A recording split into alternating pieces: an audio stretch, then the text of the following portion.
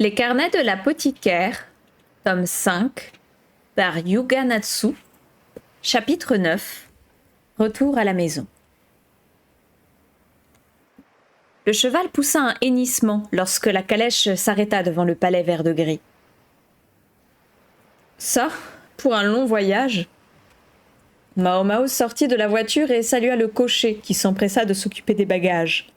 Elle était libre de garder les vêtements qui avaient été confectionnés pour elle durant leur périple. Elle ramenait également de la capitale de l'Ouest des souvenirs, des médicaments rares, ainsi qu'une impressionnante quantité de patates douces. « Dis-moi, Mao Mao, tu veux te lancer dans une nouvelle affaire ?» demanda la vieille Gripsou, une pipe dans sa main ridée. « Je suis contente que tu nous aies envoyé du riz, mais tu aurais quand même pu réfléchir aux quantités.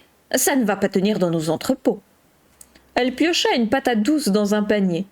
Cru, le tubercule avait commencé à germer. Il servirait de plan.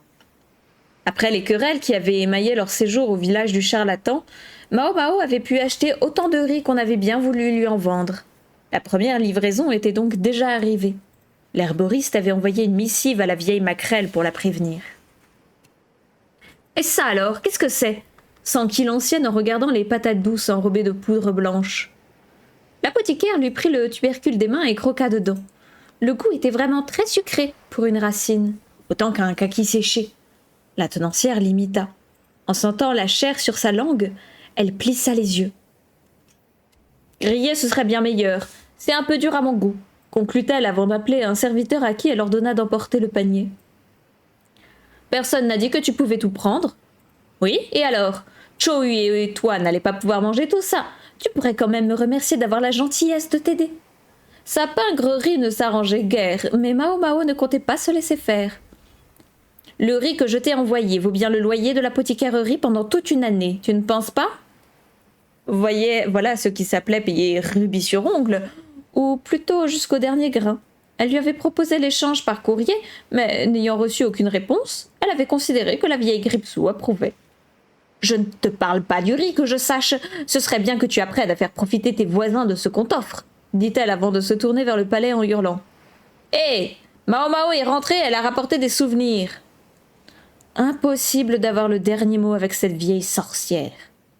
Ces cris avaient alerté les courtisanes qui accoururent aussitôt, alors même qu'elles venaient de finir leur travail et qu'il était l'heure de la sieste. Apparemment, leur vénalité l'emportait sur leur besoin de repos.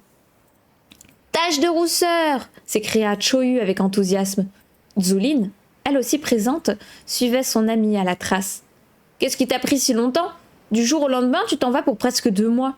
J'ai pas signé pour ça, moi !» Mao Mao non plus, au cas où il aurait peut-être besoin d'être rassuré. Quoi qu'il en soit, en cet instant, c'est surtout la petite créature qui suivait Chou-Hui et Zouline qui l'interpellait. « Dis-moi, c'est quoi cette bestiole derrière toi ? Tu n'as quand même pas oublié Zouline ? Qu'est-ce que tu peux être mal poli parfois ? » Mais non, derrière elle. Elle pointait du doigt un chat tricolore, aux moustaches qui s'agitait tranquillement, assis par terre. « Oh, il y a un chat ! Il y a à nouveau un chat !» Enfin, c'est Mao Mao. Je n'arrive pas à croire que tu me poses la question. Ce n'est pas ce que je veux dire. L'apothicaire était certaine d'avoir laissé son homonyme à 4 pattes au village des papetiers. Que faisait-elle au quartier des plaisirs ? Pourquoi est-elle ici ? Elle s'était cachée dans le riz. On n'allait quand même pas la renvoyer toute seule.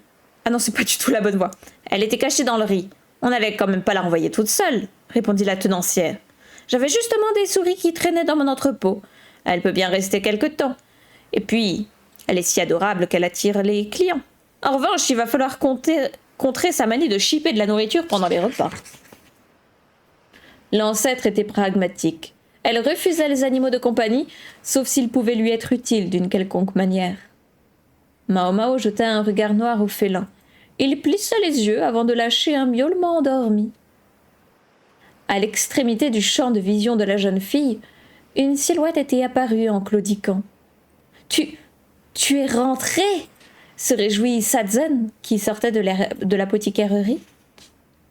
L'herboriste lui avait demandé de s'occuper de l'échoppe en son absence. Son visage, déjà maigre, s'était émacié et une barbe de 3 jours l'habillait. Il s'approcha de Mao Mao avant de s'écrouler. « L'herboristerie ? Elle est tout à toi, lâcha-t-il avant de perdre connaissance. Cho-Yu lui donna des petits coups avec un bâton qu'il avait déniché on ne sait où. La vieille Gripsou le somma d'arrêter, puis elle a un serviteur afin qu'il emmène le vieillard ailleurs. Pendant que tu n'étais pas là, on a été débordé de malades, explique le garçon. Comme on est venu à bout des médicaments de la réserve, on a dû refaire les stocks. Mao Mao hocha la tête d'un air entendu. Avec le changement de saison, les malades étaient plus nombreux. Quand bien même elle s'était efforcée de préparer plus de remèdes que nécessaire, cela n'avait visiblement pas suffi. Au quartier des plaisirs, rares étaient ceux qui avaient les moyens de consulter un médecin. On se contentait donc de prendre des remèdes, quand on pouvait se les payer. Un client très pénible est venu nous voir. Comme on lui a donné de quoi se soigner l'an dernier, il a exigé qu'on recommence. C'était l'une des manies de son père, Luomen. Il suffisait de pleurnicher pour qu'il vous laisse vous servir. Seulement, quand on cédait à l'un, il fallait aussi céder aux autres.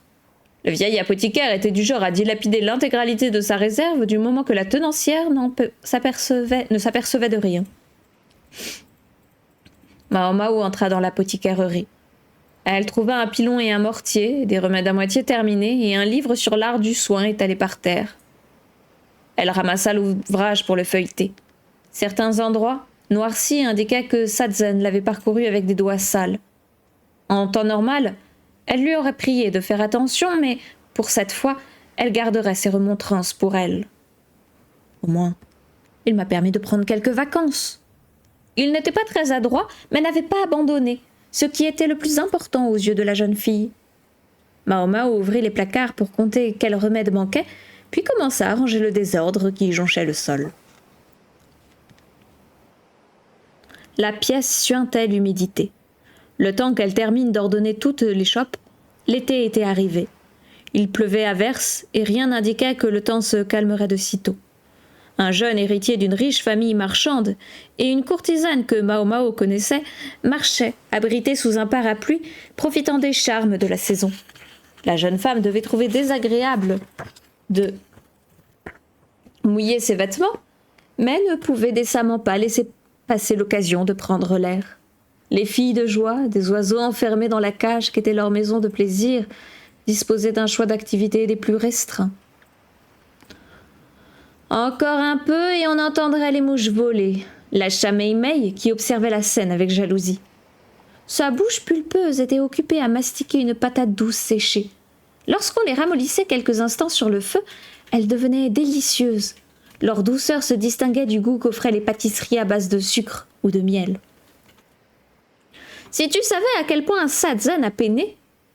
Hormis les épisodes d'épidémie, le vieil homme n'aurait pas tant souffert à tout autre moment de l'année. Il savait se montrer responsable dans les moments les plus inattendus et n'avait pas hésité à empiéter sur ses heures de sommeil pour concocter des remèdes. « N'as-tu pas envie de dormir, grande sœur ?» Mei Mei avait probablement travaillé toute la nuit. Ses cheveux étaient encore mouillés du bain qu'elle venait de prendre. Dormir faisait partie du travail des courtisanes du palais vert de gris. Et de plus, l'aîné de Mao Mao, qui comptait parmi les plus réputés de la maison close, prenait des leçons dans l'après-midi pour affiner son art. Pour l'heure, elle mangeait des patates douces avec langueur. Puis, elle se tourna vers l'apothicaire. « Hier, tu sais, mon bienfaiteur, il... » « Oui ?» Parmi ses clients, Mei Mei y avait 3 bienfaiteurs, se rappela l'herboriste. Ils aimaient les jeux de plateau. L'un était fonctionnaire, les 2 autres marchands. Il m'a demandé de venir chez lui. En clair, il voulait qu'ils commencent à vivre ensemble. Les termes qu'il avait choisis n'indiquaient pas une petite promenade bucolique. Et donc, il veut te racheter. Je crois, oui. Pour une courtisane, le rachat était l'équivalent du mariage, soit une échappatoire de la cage appelée maison de plaisir. Cependant, Mei Mei faisait grise mine. Mao Mao en connaissait la raison. En matière d'homme, sa grande sœur avait très mauvais goût. Et ce client, est-ce une mauvaise personne ? Non, pas du tout. La tenancière s'y oppose ? Au contraire, l'idée l'enchante au plus haut point. Dans ce cas, on aurait pu croire que l'affaire était conclue. Mais comme elle influerait sur le reste de la vie de la jeune femme, elle hésitait sur la décision à prendre. Une fois l'entreprise mise en marche, rien ne saurait l'arrêter. C'était encore une courtisane populaire, mais nul ne pourrait prédire jusqu'à quand durerait son succès. Vieillir se révélait une préoccupation inévitable dans ce corps de métier, et que Mei Mei travaille encore tenait de l'exception. Son épouse est morte, mais je suis sûre qu'il a des enfants. Lâcha Mao Mao d'un air désabusé. Ce manque soudain d'intérêt n'était pas volontaire. La jeune fille s'était tout à coup mise à penser à l'excentrique stratège.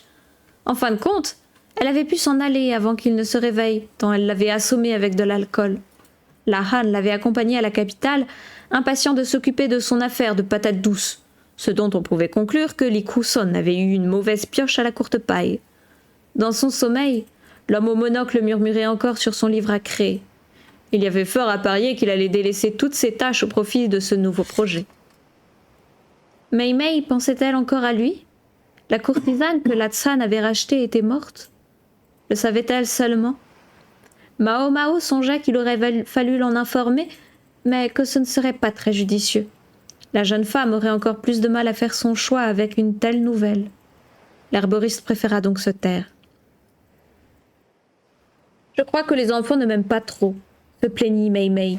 « Ne peux-tu pas les ignorer ?»« Peut-être. »« Si. » La courtisane regardait l'herboriste d'un œil inquisiteur. Ses patates douces à présent englouties, elle essuya ses doigts collants sur un mouchoir. « Au fait, où est passé le petit garnement ?» demanda-t-elle, changeant de sujet. « Chou ? Je ne sais pas. Sûrement fourré avec Ukio ou Sazen. »« Je vois. En fait, j'aimerais qu'il me fasse un dessin. »« Érotique ?» Avec un sourire plein d'indulgence, Mei Mei passa les joues de sa cadette. Après coup, Mao Mao comprit que la blague aurait plu davantage à Peilin. Je pensais que tout le monde se serait vite lassé de lui, mais on dirait que je me suis trompée. L'herboriste frotta ses joues rougies. Les portraits réalistes que Chou-Yu faisait des courtisanes et des serviteurs se vendaient comme des petits pains. Cependant, elle s'obstinait à mettre le succès du petit fripon sur le compte de la nouveauté. « C'est quelque chose, ce garçon. Regarde. » Mei Mei sortit de l'apothicairerie pour se rendre à la réception, d'où elle revint avec un éventail en bambou. L'accessoire était recouvert d'un papier de qualité où figurait un chat qui jouait avec une balle. Peut-être Chou-Yu avait-il pris Mao Mao pour modèle. Le félin tricolore était étonnamment expressif, malgré la sobriété de l'illustration. Et quand on parlait du loup, la boule de poil apparut, la queue dressée en poussant un petit miaulement plaintif. Quand les ventes de portraits ont commencé à décliner, il s'est mis à fabriquer ses objets. Beaucoup de courtisanes aiment les chats. Je me demandais pourquoi il passait autant de temps avec Mao Mao, et en fait, il l'observait. L'apothicaire resta sans voix. Chou-Yu se montrait très malin. Bien que le cadre soit ancien, le support du dessin était tout neuf. Il avait sans doute utilisé le matériau qu'elle avait envoyé du village des papetiers. Pour résumer, il se servait de papier récupéré, sans rien débourser, et de vieux éventails. Les matières premières ne lui avaient rien coûté. Par ailleurs, les enfants étaient des créatures qui grandissaient à une vitesse folle, et Mao Mao dut bien admettre, après un simple coup d'œil, que son style s'était nettement amélioré. Il ne se contentait plus de reproduire ce qu'il avait vu. En fait, il apprend auprès d'un maître, maintenant. « Ah, première nouvelle !» répondit l'herboriste soudain suspicieuse. « Ton voyage à l'ouest a duré longtemps, il faut dire. Le maître en question est arrivé en même temps qu'un marchand important. À ce qu'on raconte, c'est un peintre prometteur. Voyez-vous ça ?» L'histoire était loin d'être inédite. Les riches passaient leur temps à s'acheter des peintures ou de la poterie, une sorte de loisir en somme. Et quand ça ne leur suffisait plus, ils cherchaient à s'attacher les services de leur artiste préféré. Il s'agissait d'un loisir luxueux, accessible aux nantis qui ne savaient que faire de leur argent.